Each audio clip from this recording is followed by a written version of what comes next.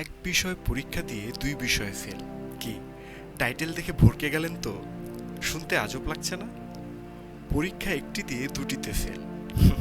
জি হ্যাঁ, ঠিক এমনই আজব দুটি ঘটনা ঘটেছে এবারের এসএসসি 2025 সালের পরীক্ষার রেজাল্টে। ঘটনা দুটির একটি ঘটে লোহাগড়া উপজেলার লক্ষ্মীপাশা আদর্শ বিদ্যালয়ের রোমান মোল্লা নামে এমন এক শিক্ষার্থীর সাথে, যে এর আগে 2023 ও 24 সালে দুবার পরীক্ষা দিয়েও বাংলাদেশ ও বিশ্ব পরিচয় সাবজেক্টে ফেল করে। তৃতীয়বার 2025 সালে সেই বাংলাদেশ ও বিশ্ব পরিচয় সাবজেক্টে আবার পরীক্ষা দেয়। ফাইনালি রোমান মোল্লা এবার সে বিষয়ে A- পেয়ে পাশ করেছে। কিন্তু এবার বিপত্তি ঘটে অন্য এক বিষয়ে।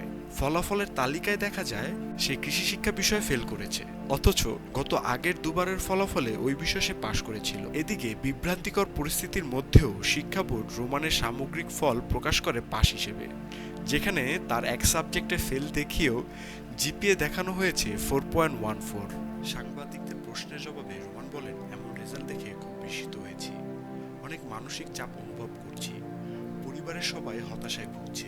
এবার দ্বিতীয় ঘটনায় আসি। দ্বিতীয় একই ঘটনা ঘটে জয়পুরহাটের আক্কেলপুর উপজেলার শ্রী কর্ণ উচ্চ বিদ্যালয়ের শিক্ষার্থী জিতচন্দ্র মোহন্তর সাথে। সেও এক বিষয়ে পরীক্ষা দিয়ে দুই বিষয়ে ফেল করেছে।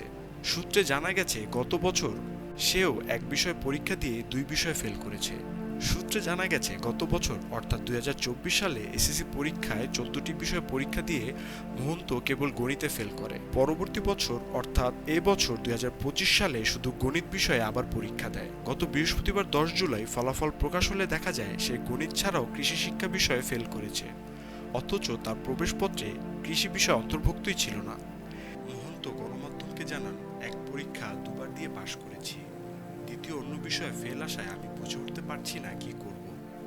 এদিকে এমন রেজাল্ট দেখে নিশ্চয়ই শিক্ষার্থী ও গার্জিয়ানরা দুইবার অজ্ঞান হয়ে গিয়েছিল।